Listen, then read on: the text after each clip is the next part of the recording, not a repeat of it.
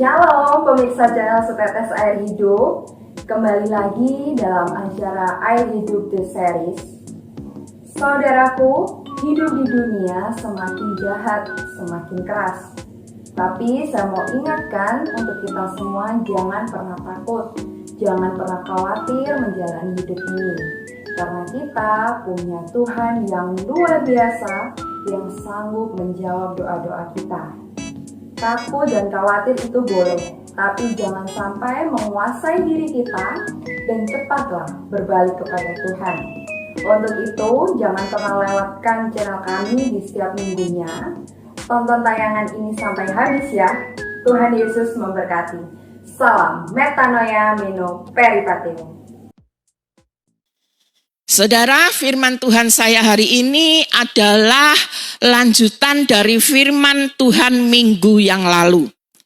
Mari kita perhatikan di sini Maleakhi 3 ayat 16. Beginilah berbicara satu sama lain orang-orang yang takut akan Tuhan. Tuhan memperhatikan dan mendengarnya. Sebuah kitab peringatan ditulis di hadapannya bagi orang-orang yang takut akan Tuhan dan bagi orang-orang yang menghormati namanya. Ayat 17. Mereka akan menjadi milik kesayanganku sendiri. Firman Tuhan semesta alam. Pada hari yang kusiapkan. Pada hari yang kusiapkan.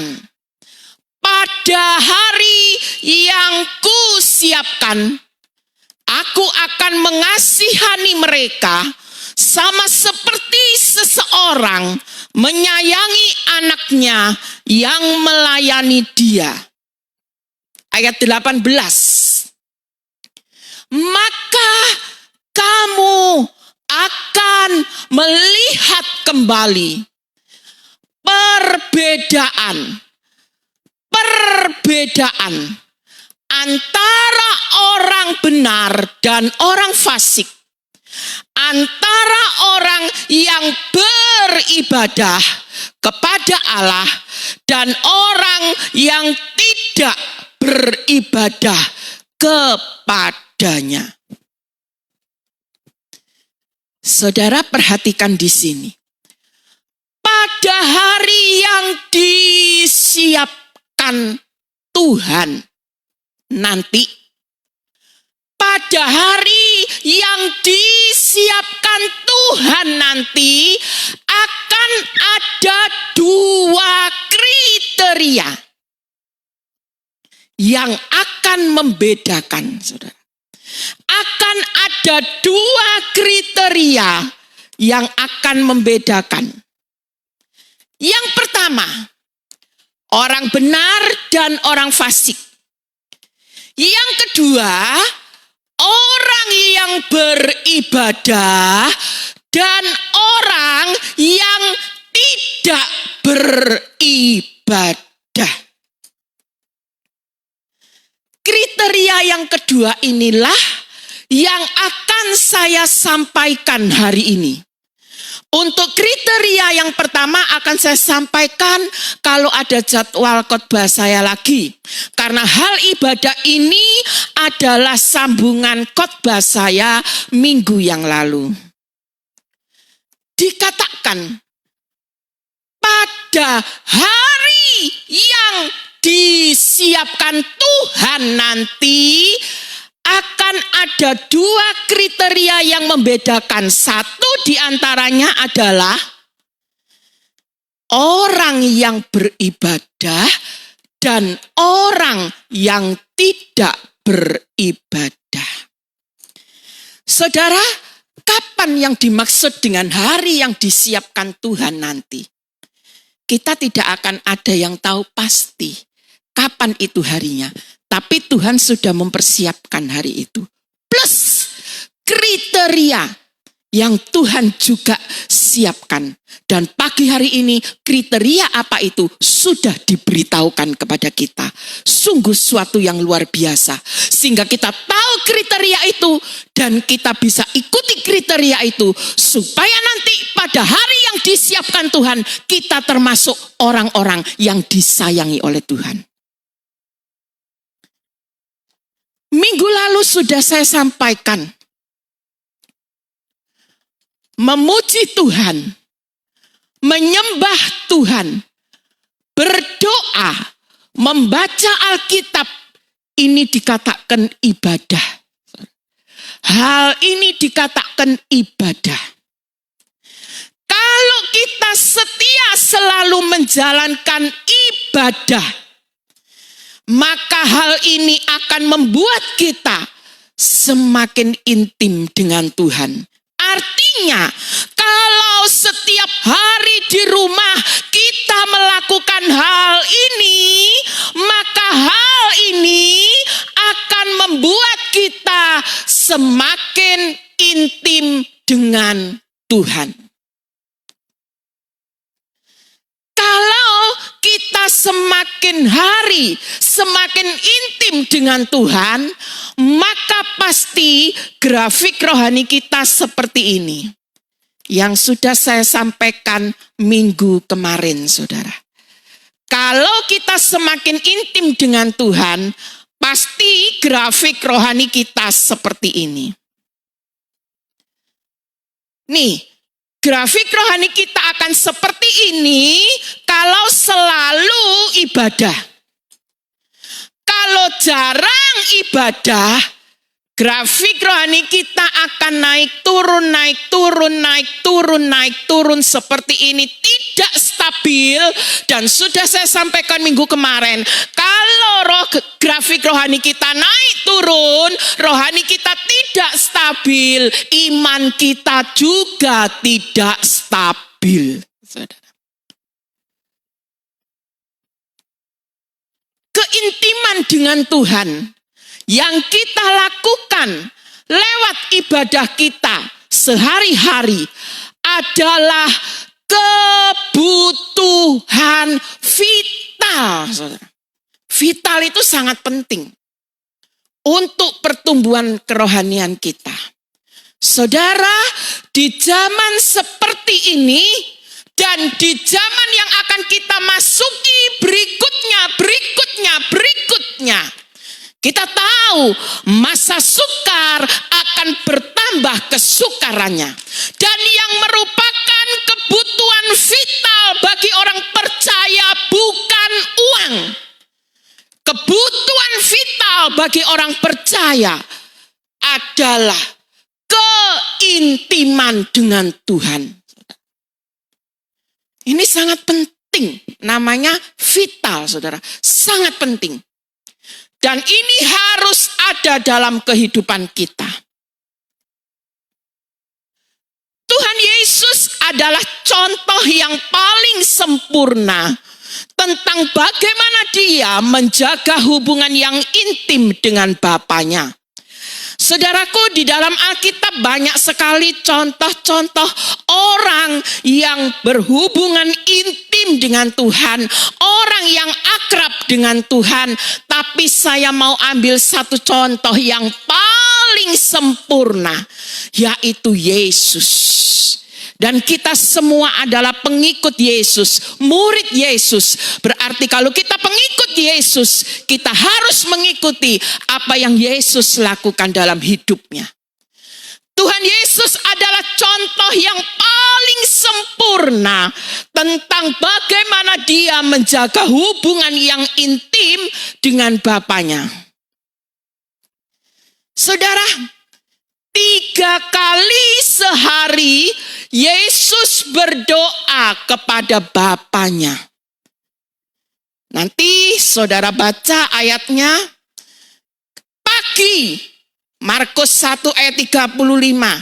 Siang Yesus juga berdoa. Lukas 4 ayat 42. Malam setelah melakukan segala kegiatan, Yesus juga berdoa. Ini contoh yang paling sempurna dari Yesus yang sangat sempurna, saudara. 3 kali sehari Yesus berdoa kepada Bapanya. Pagi, siang, malam. Mengapa saya kemarin di WA Info saya berikan suatu video himbauan kepada jemaat Tuhan. Supaya 3 kali sehari mengikuti siraman rohani dengan cara tidak melakukan aktivitas lain. Hanya paling lama 15 menit. Itu apa?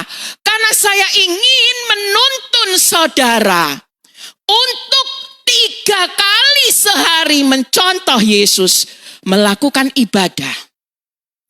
Oleh karena itu 3 kali saya berikan siraman rohani. Supaya kita mengikuti ini pagi, siang, malam. Sesuai dengan jadwal yang ada.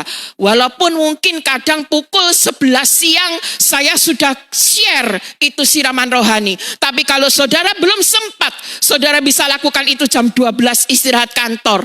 Atau saudara bisa lakukan itu jam 1, jam 2. Tidak apa-apa. Yang penting 3 kali sehari, jangan dirapel. Semua siraman rohani dibaca malam hari. Itu terhitung ibadah saudara hanya sekali dalam sehari. Tidak boleh dirapel. Harus sendiri-sendiri sesuai jadwal. Pagi, siang, malam. Itu berarti 3 kali saudara beribadah kepada Tuhan. Next. Saudaraku, ada penghalang yang seringkali merintangi kita untuk tidak melakukan ibadah. Ya, ada penghalang-penghalang yang seringkali menghalangi kita untuk tidak melakukan ibadah. Saya mau saksi sedikit, saya mau sharing saudara ya. Beberapa waktu yang lalu, saya betul-betul merasa sibuk dalam sehari itu saudara. Ya, karena saya harus cari semua bahan-bahan yang mau saya masukkan di siraman rohani, ya, belum lagi menyelesaikan pekerjaan di rumah yang ada. Terus saya ngomong gini saudara sama Tuhan, lah ya Tuhan, namanya orang loh Tuhan, masih hidup di dunia. Kan ya masih ada sih Tuhan, urusan sama dunia yang harus diselesaikan. Tuhan langsung ngomong, kamu hambaku yang tidak mengerti firman ya. Katanya gitu. Saya langsung kaget. Apapun itu, harus engkau utamakan. Lah kalau engkau hambaku kayak gini, ya apa jemaatku? Kan pasti transfer kalau kamu berpikir seperti ini. Pasti mereka juga berpikirnya sama. Wong jenenge wong sik urip ndek donya, ya mesti ae ono lah penggawean-penggawean iki sing harus diselesaikan dulu. Tuhan tegur saya seperti itu, saudara. Makanya itu saya kasih video itu, saya ngomong, saya pun juga melakukan hal yang sama dengan saudara.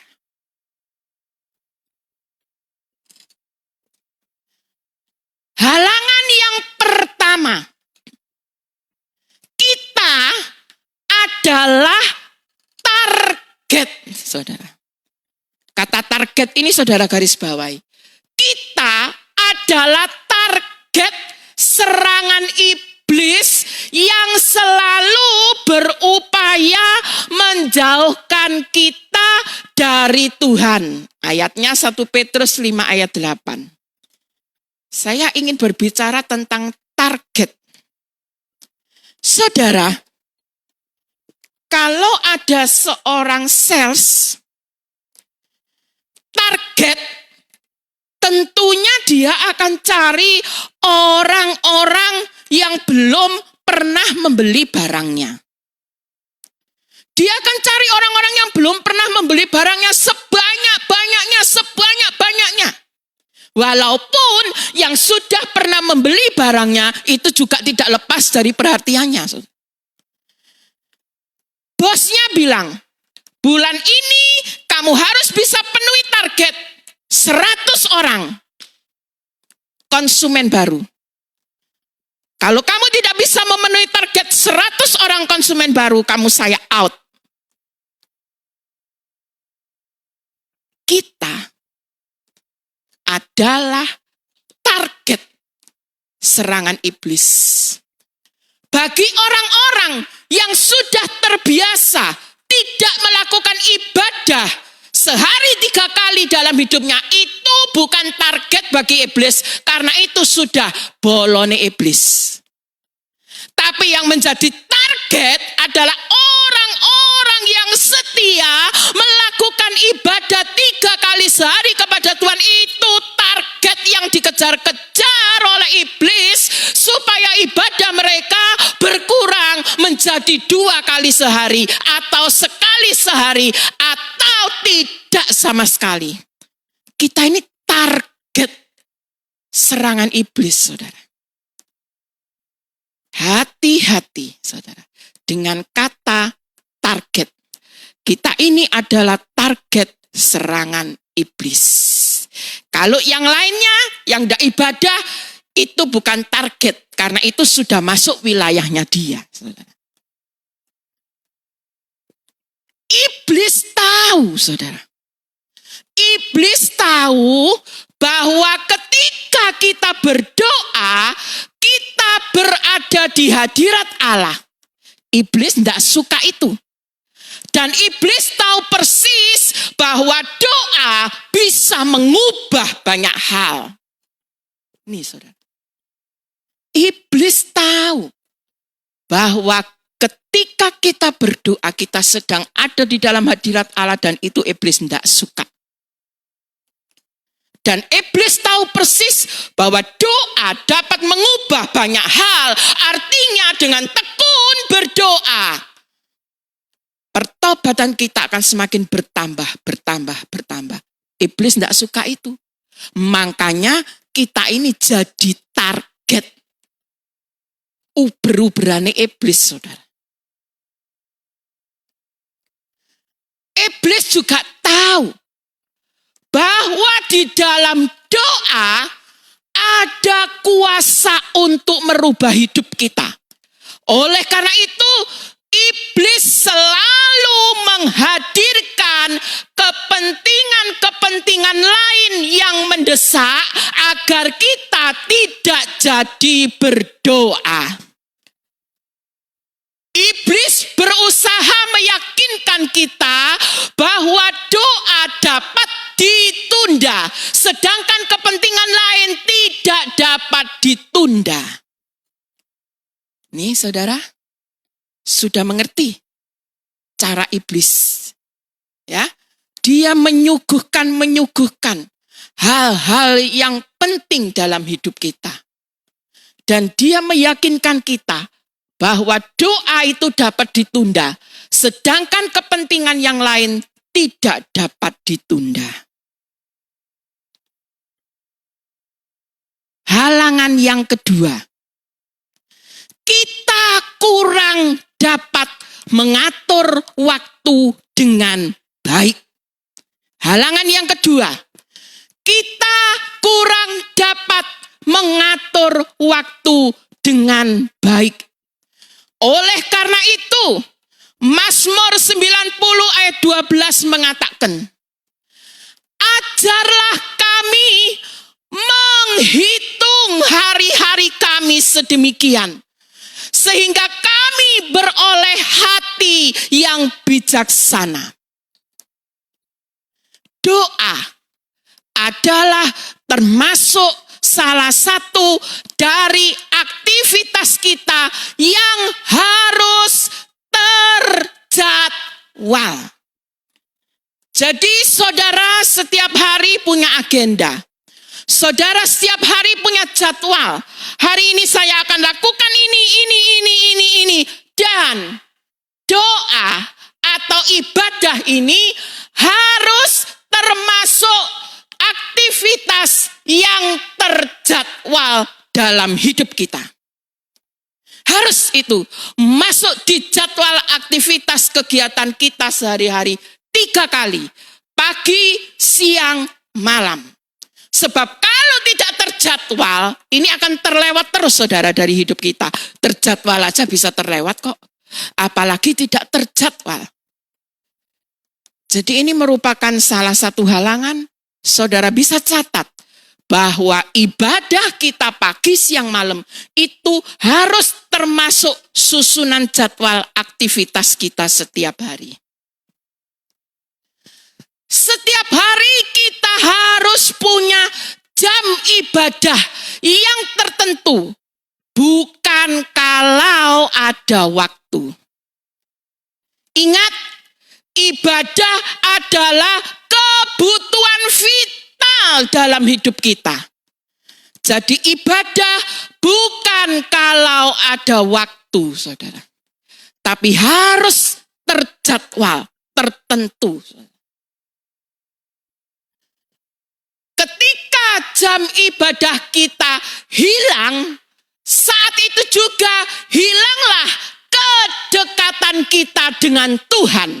Dan iblis tahu saat-saat kita dalam kondisi seperti itu, dia langsung memperoleh kesempatan. Ketika jam ibadah kita hilang, saat itu juga hilanglah kedekatan kita dengan Tuhan. Dan iblis tahu, saat-saat kita dalam kondisi seperti itu, dia langsung memperoleh kesempatan untuk masuk.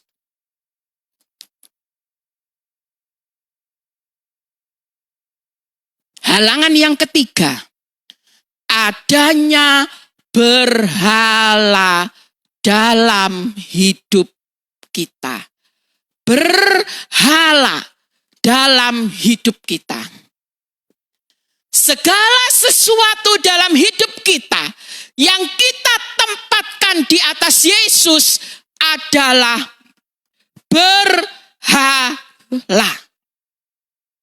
yang dipuja-puja. Matius 6:33 mengatakan, tetapi carilah dahulu kerajaan Allah dan kebenarannya, maka semuanya itu akan ditambahkan kepadamu. Lebih mendahulukan hobi daripada ibadah. Menjalankan hobi terasa lebih enjoy daripada menjalankan ibadah. Ini berarti hobimu adalah berhala dalam hidupmu. Karena engkau merasa lebih enjoy melakukan hobi daripada melakukan ibadah. Ini berarti hobi sudah menjadi berhala dalam hidup kita. Dan ini yang akan menghalang-halangi ibadah kita kepada Tuhan. Menjalankan hobi 2 jam tidak terasa. Tapi ibadah setengah jam terasa lamanya amit-amit. Kita menjalankan hobi kita 2 jam gak kroso. Saknyuk wis selesai. Tapi ibadah cuma setengah jam, apalagi siraman rohani yang saya beri, lagu plus khotbah, hanya lebih kurang 15 menit. Iku wis suwene amit-amit, saudara. Ini berarti hobi itu sudah menjadi berhala dalam hidup kita. Jalan-jalan 3 jam masih terasa kurang. Doa setengah jam itu sudah cukup. Jalan-jalan 3 jam itu jek kurang. Walah, jek 3 jam rek dolong sing ngiko. Tapi doa setengah jam cukup. Itu berarti jalan-jalan itu adalah berhala dalam hidup kita. Saudara, apa yang saya sampaikan ini firman Allah. Saya tidak berani menyampaikan segala sesuatu di luar firman Allah. Nonton bioskop 2 jam sempat, tapi doa sejam tidak sempat.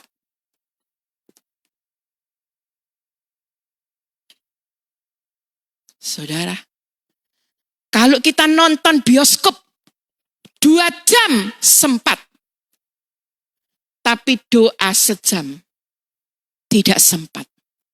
Apakah ini bukan berhala dalam hidup kita, saudara?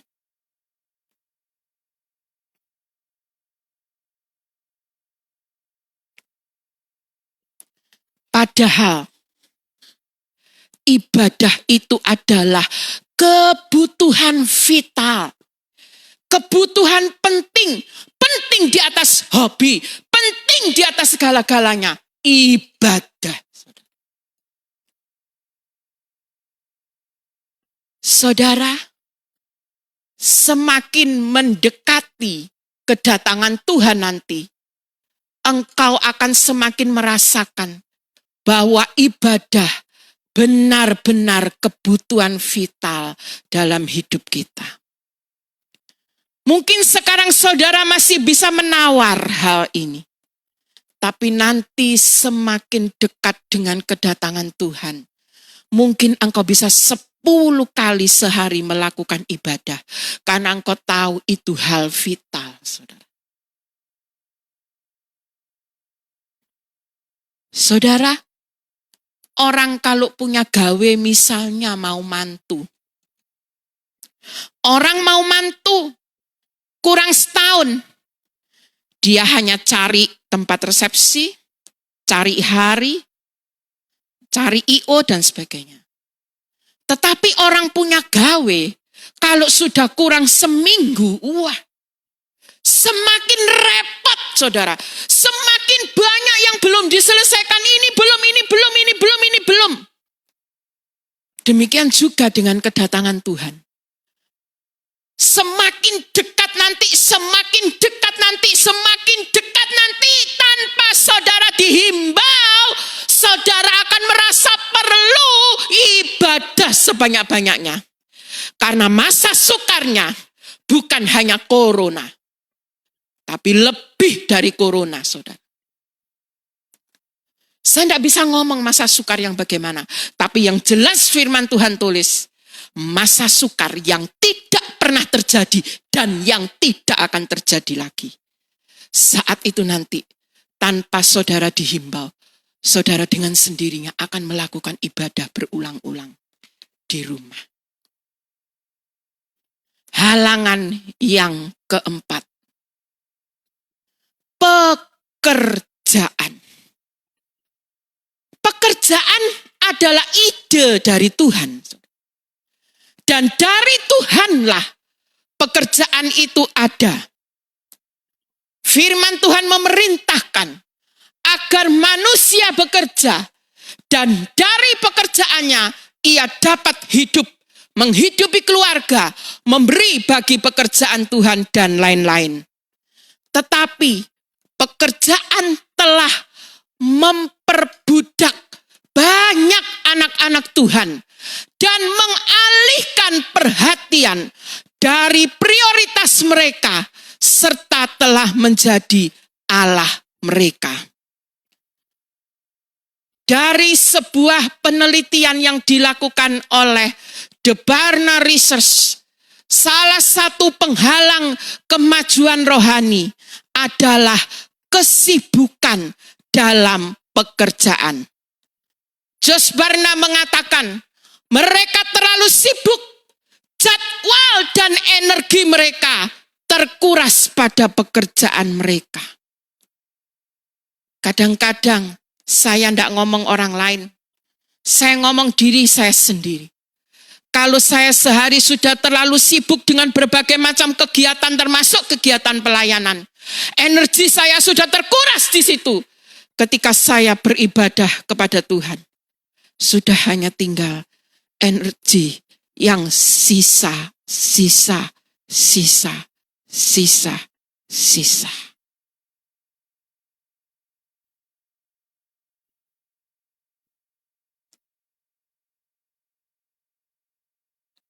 Padahal 1 Petrus 4 ayat 7 mengatakan, kesudahan segala sesuatu sudah dekat.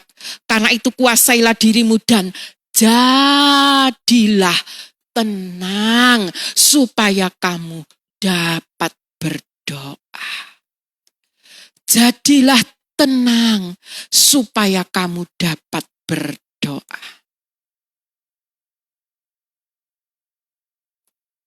Kalau energi kita sudah terkuras pada pekerjaan dan kegiatan-kegiatan lainnya, bagaimana kita dapat dengan tenang untuk berdoa.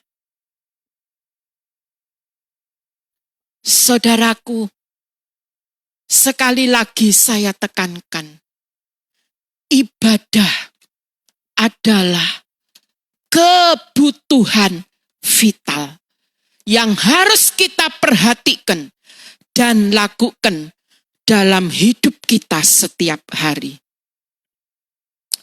Untuk mengakhiri khotbah saya ini, saya akan bacakan ulang Maleakhi 3 ayat 18. Maka kamu akan melihat kembali perbedaan antara orang benar dan orang fasik, antara orang yang beribadah kepada Allah dan orang yang tidak beribadah kepadanya. Kapan akan diberlakukannya kriteria ini? Menurut Maleakhi 3 ayat 18, yaitu pada hari yang telah disiapkan Tuhan. Kapan akan diberlakukan kriteria ini? Nanti pada hari yang disiapkan Tuhan.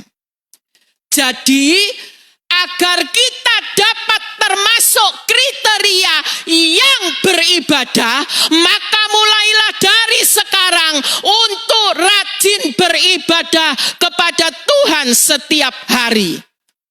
Mumpung masih belum terlambat dan mumpung masih ada kesempatan untuk mengejar kriteria yang ini. Masih ada.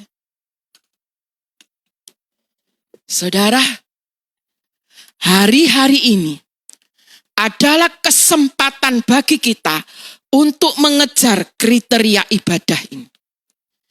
Kalau hari-hari ini engkau tidak mengejar, engkau akan terlambat dan tidak akan ada seorang pun yang bisa nolong, karena keselamatan itu sifatnya pribadi.